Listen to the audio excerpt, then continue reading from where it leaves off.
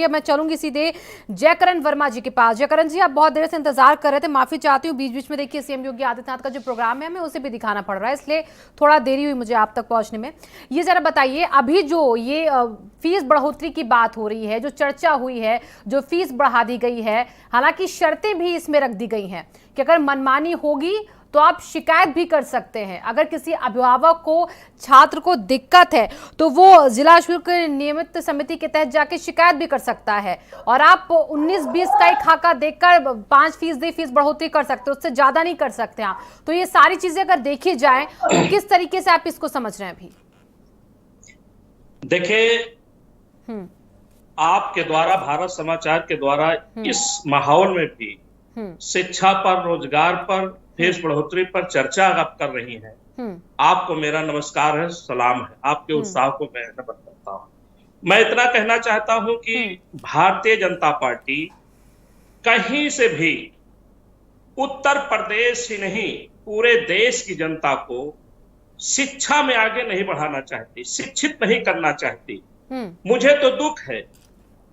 मैं इतना उत्तर प्रदेश की जनता से निवेदन करना चाहता हूं आपके माध्यम से कि जब आपके द्वारा शिक्षा को लेकर के, रोजगार को लेकर के, अपने धन संपदा को लेकर के, किसानी को लेकर के वोट देने का काम नहीं किया है, तो इस भारतीय जनता पार्टी की सरकार से, योगी की सरकार से आपको शिक्षा, रोजगार को उम्मीद भी अच्छी नहीं करनी चाहिए। क्योंकि माननीय योगी जी यह जानते हैं कि इस प्रदेश की जनता हमें 5 किलो राशन पर वोट देने का काम करती है।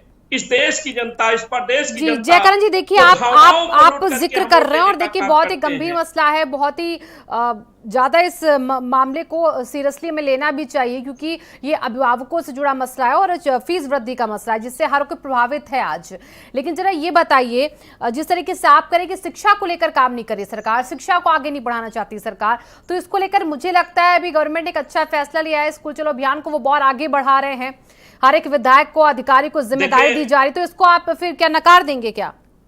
नहीं, मेरा आपसे इतना कहना है कि अगर जो दीवारों पर प्रचार कर देने से माननीय मुख्यमंत्री जी जिस प्रकार से अभी स्वास्थ्य पर भाषण दे रहे थे, तब माननीय मुख्यमंत्री जी का वो भाषण कहाँ चला गया था? अभी पीछे जो जब कोरोना का समय चल रहा था तो इनके स्वास्थ्य महकमा कहाँ चला गया था?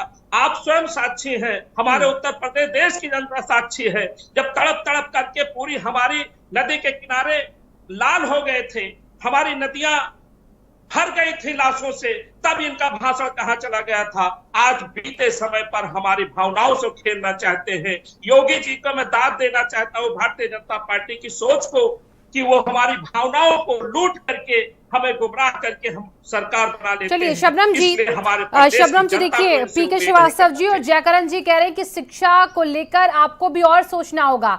फीस बढ़ोतरी का चाहे मामला हो या फिर शिक्षा को और आगे बढ़ाने का मामला हो, उसकी जो सुविधाएं उनको और दुरुस्त करने का मामला हो, आप शिक्षा पर ध्यान ही नहीं दे रहे हैं, ये कह रहे हैं अभी जयकरण जी। देखिए शिवांगी जी, जयकरण जी तो मुझे लगता है कि कहीं ना कहीं सोशल मीडिया से ही केवल अपना ज्ञानवर्धन करते हैं। तो इन्हें देखना चाहिए कि जरा राजस्थान की स्थिति देख लें। उत्तर प्रदेश में शिक्षा की स्थिति को मजबूत करने के लिए पिछले 5 साल भी तमाम कार्य, लाखों की संख्या में सरकारी स्कूलों का जीर्णोद्धार किया गया। तमाम विधायकों ने यहाँ तक की मुख्यमंत्री,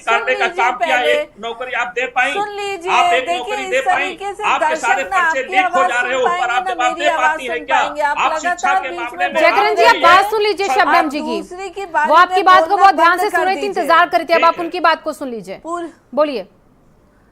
हाँ, अब देखिए लाखों की संख्या में जीर्णोद्धार किया गया सरकारी स्कूलों का। सरकारी स्कूल में फीस की बढ़ोतरी नहीं की गई है, ये केवल प्राइवेट स्कूल में 5% किया गया है। देश के अन्य राज्यों में कांग्रेस की सरकार है, वहां भी फीस बढ़ोतरी होती रहती है, पर वहां इन्हें शिक्षा को लेके कोई चिंता नहीं होती। इन्हें चिंता उस जगह पे होती है जहां के मुख्यमंत्री अपनी तनख्वाह से वो जीर्णोद्धार करते हैं स्कूल का। स्कूल में जो बच्चों के बैठने के लिए कुर्सी टेबल का इंतजाम अपनी तनख्वाह भी देते हैं। उसमें सरकारी प्रावधान के बावजूद हर विधायक अपनी तनख्वाह से कहीं शौचालय, कहीं पानी की टंकी, कहीं फर्नीचर्स, तमाम सुविधा बच्चों को देने का काम करते हैं। ये संवेदनशीलता दिखाती है उत्तर प्रदेश सरकार की। और 5% फीस बढ़ोतरी के साथ एक उस आदेश में ये भी है कि डिस्ट्रिक्ट फी रेगुलेटरी कमेटी को कोई भी स्टूडेंट, कोई भी माता पिता, कोई भी एसोसिएशन जो माता पिता या टीचर्स हैं, कोई भी कंप्लेन कर सकते हैं, एक लिखित कंप्लेन कर सकते हैं एक्ट 2018 सेक्शन 8 के अंतर्गत कि हाँ हमें ये परेशानी है, यहाँ गलत तरीके से फीस लिया जा रहा है। और ये प्रावधान दिया गया है। साथ साथ ये भी बता दूं कि ये पूरी शिक्षा व्यवस्था पे कर रहे हैं। सरकारी स्कूलों में कहीं भी फीस नहीं बढ़ाई गई है। ये उन प्राइवेट स्कूलों में बढ़ाया गया जो हाई कोर्ट गए थे और उन्हें अपने शिक्षकों को फीस देना पड़ता है। हाँ। तमाम उनके भी खर्चे होते हैं, लेकिन अगर उसके बावजूद भी किसी को परेशानी है तो वो लिखित कंप्लेन हमारे डिस्ट्रिक्ट फी। पीके जी देखिए, यहाँ पर शबनम जी ने जिक्र किया कि जिला शुल्क नियामक समिति बनी है आपके लिए, करना बंद, जिला शुल्क नियामक समिति आपके लिए बनी है। पीके जी, अगर आपको लगता है कि आपसे अतिरिक्त भार आपकी जेब पर पड़ रहा है फीस के जरिए, तो आप उस पर कंप्लेन कीजिए, और अगर उसमें भी दिक्कत है तो शबनम जी को बताइए यहाँ पर। मैडम, हाँ मैडम, कई बार हम लोग डीएम को चिट्ठी लिख चुके हैं, किसी भी स्कूल पे कार्रवाई नहीं की गई है। कोरोना महामारी में अभिभावकों से वैसे ही फीस लूटा गया है, ठीक है, और टीचरों को, कर्मचारियों को शिक्षा माफियाओं ने स्कूल से निकाल दिया है। और जब तक सरकारी स्कूल का स्तर अच्छा नहीं किया जाएगा, क्योंकि प्राइवेट स्कूल राजनेताओं के हैं, सरकार में बैठे विपक्ष के लोगों के स्कूल कॉलेज हैं। दो तीन स्टेटों में ईमानदारी के साथ में सरकारी स्कूल का इतना अच्छा स्तर कर दिया गया है कि प्राइवेट से अभिभावक, छात्र छात्राएं निकल करके सरकारी स्कूल में पढ़ाए जा रहे हैं, क्योंकि ये सरकार के स्कूल है, प्राइवेट स्कूल कॉलेज है। तो इसमें ईमानदारी के साथ में जब तक सरकार काम नहीं करेगी, इसी तरीके से अभिभावकों का शोषण होता रहेगा, लुटते रहेंगे, ठगते रहेंगे। बताइए, सरकारी स्कूलों की तस्वीर क्यों नहीं बदलते हैं ताकि निजी स्कूलों में जाना ना पड़े? यहाँ पर जैसा कि बोल रहे हैं पीके नहीं बदलेंगे, यस, ठीक है मैडम। तो और इसके साथ साथ वो कह रहे हैं कि हमने लेटर लिखा, पत्र लिखा, डीएम को कार्रवाई नहीं हुई। अब इसे आप क्रॉस चेक करना भी बड़ी जिम्मेदारी हो जाती है। आप इसको क्रॉस चेक कैसे करेंगे ताकि यहाँ पर पीके श्रीवास्तव जी की आपके आगे और कोई कंप्लेन ना है? क्रॉस चेकिंग को लेकर कुछ सोचा है आपने? दिवांशी जी, मेरे पास पत्र कहीं रखे, दिखा दे आपको। पहली बात तो आप बिल्कुल अपने पत्र भेजिएगा भारत समाचार पर पीके जी, उन पत्रों को दिखाया जाएगा। मैं शबनम जी से जवाब ले लेती हूँ। शबनम जी बताइए। जी, सबसे पहले तो रामकरण जी अगर ये कहते हैं कि हमारे विधायकों और सांसदों का स्कूल कॉलेज है तो 5 साल में स्कूल कॉलेज खड़े नहीं हो जाते। ये स्कूल कॉलेज पहले से ही चल रहे थे और सभी स्कूलों को लोग जानते हैं। तो ये पहले ही आरोप इनका जमीन पर, धरातल पर धड़ाम से गिरता है।